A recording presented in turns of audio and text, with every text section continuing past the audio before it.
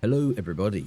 With the recent updates to Graviton Forfeit, along with some major and minor changes to the subclass, Void Hunter has never been better. Today I bring you my new favourite build, dubbed Infinite Void. If you know, you know. Truthfully, this is a very simple build. You'll have increased ability generation in and out of invisibility, and killing very obviously marked targets will give you a chunk of ability energy as well. Both of these have stacks which increase the amount of energy you generate, and you can very easily stay at max stacks, meaning you will always have an ability ready to go. Simply put, there's no jumping through hoops to make this work, unless you consider jumping through Smoker Hoop, and in that case, I guess you are, but it's a small hoop. I'm going to keep this short and sweet, so we'll begin with our exotic armor that I mentioned earlier, Graviton Forfeit.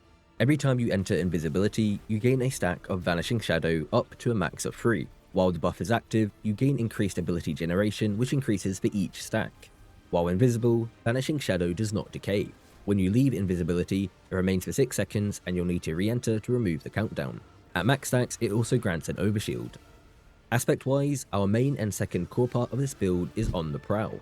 Going invisible will mark a target, killing that target will create a weakening cloud, grant you a stack of successful hunt which caps at 3, and also a chunk of ability energy.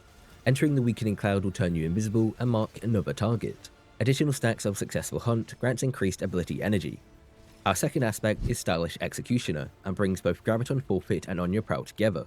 Short and simple, killing a void debuff target will cause us to go invisible, which is the main effect we need and want. There are additional effects, but we won't be making use of them for a very good reason.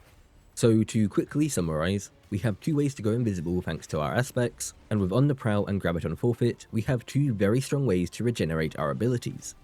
Now it's time for our exotic weapon, and we're making use of the brand new Praxic Blade, obtainable from the Fire and Ice exotic mission from the Renegades campaign. This is the butter of the build. Without it, it's kind of dry, but the Praxic Blade brings everything together. What makes this weapon so good is the Impact Core, which applies an elemental effect on melee hit depending on your equipped super. We're running Void, so we'll be applying Weaken, which alongside Stylish Executioner means we can go invisible on a sword kill. As of right now, you can actually swap the Impact Core for something else and not miss out on anything. That is, as long as you have 2 specific artifact mods, Power from Pain and Singularity Blade. These together will basically give us the functionality of the Impact Core and even more. Keep in mind that once the next DLC is out, which will be around July 2026 onwards, you will need to run the Impact Core to enable this build to work as intended. As the Praxic Blade is the most customizable exotic we have had to date, let's run through something to get you set up for success. We'll be going with the offensive form to regenerate ammo when landing 3 hits, and the Cormorant combo, which is the heavy melee after 3 rapid light attacks, also grants ammo as each hit is counted separately. Offensive form also grants us increased damage against bosses and vehicles, which is 17%. It doesn't sound like a lot, but it is pretty noticeable. For the trait, we're going with Energy Conduit, which grants health and begins health regeneration based on the targets hit by our thrown sword. Be aware that the effect doesn't kick in until the sword returns to your hand.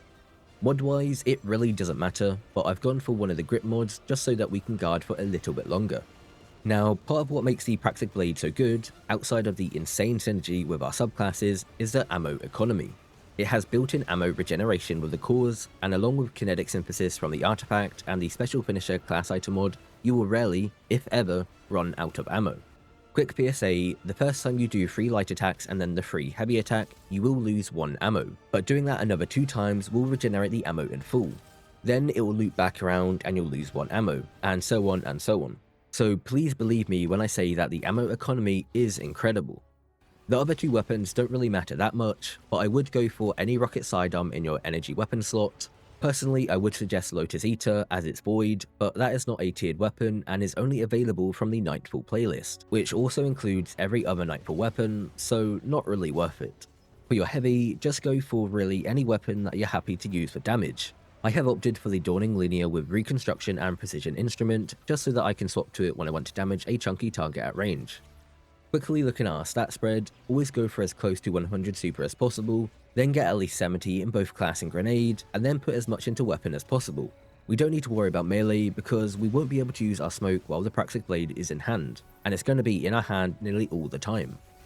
So that is the core of this build. We're using the Praxic Blade as our primary instrument of war, and with it we can go invisible through Stylish Executioner, which will begin the loop of On the Prowl, and through both of them we'll make use of Graviton Forfeit. That's 2 sources of invisibility, 2 sources of increased ability energy, and a Praxic Blade to bring it all together. Now, all that remains are the Fragments, Armour Sets, and Armour Mods. You can run whatever grenade and super you want, because truthfully, it doesn't matter at all. Just don't run Spectral Blades, it's bad, don't do that to yourself. Armour set wise though, we've opted for 2 pieces of Smoke Jumper and 2 pieces of Sword Master. Smoke Jumper is from last season, and 2 pieces will grant us Ride Together, Die Together, which provides decaying damage resist when you pick up an Orb of Power, which we'll be doing quite a lot. If you don't have any Smoke Jumper available, then I would instead suggest 2 pieces of Therapotent, which will grant damage resist when your shields begin to regenerate, which we can activate with our Sword Throw thanks to Energy Conduit. Our other set is Sword Master, and 2 pieces will grant us the perk Balestra, which I don't know if that's how you pronounce it, but I'm not going to Google it. This will allow us to exhaust a target which is similar to Sever when we hit them with our sword. This is basically a reverse damage resist and just offers a little more survivability when we're in the middle of combat.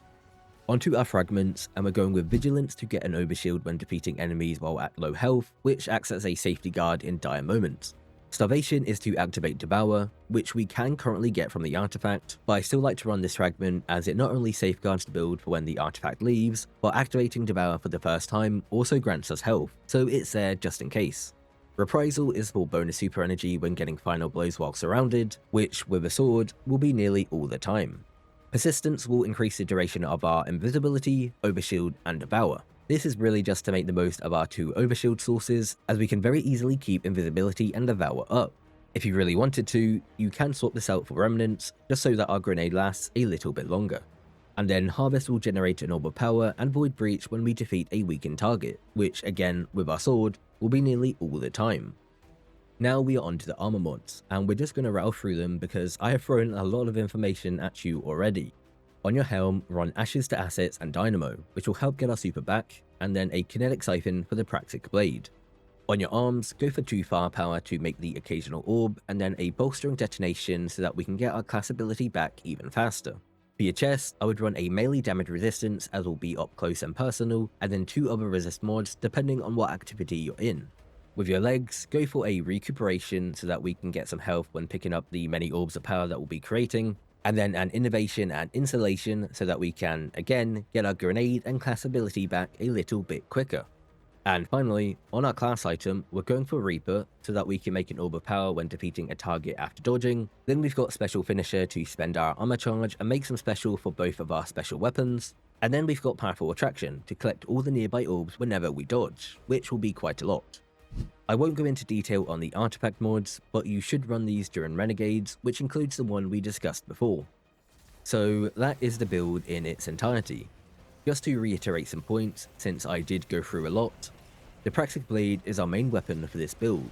With it, we can go invisible, and we'll be making a lot of orbs with Kinetic Siphon, Reaper, Firepower, and Echo of Harvest. With those orbs, we'll be getting both our super and ability energy back very fast. It will also grant us damage resist and activate Devour, which will give us health and grenade energy on top of the ability energy from On the Prowl and the increased ability regeneration speed that we'll get from Graviton Forfeit.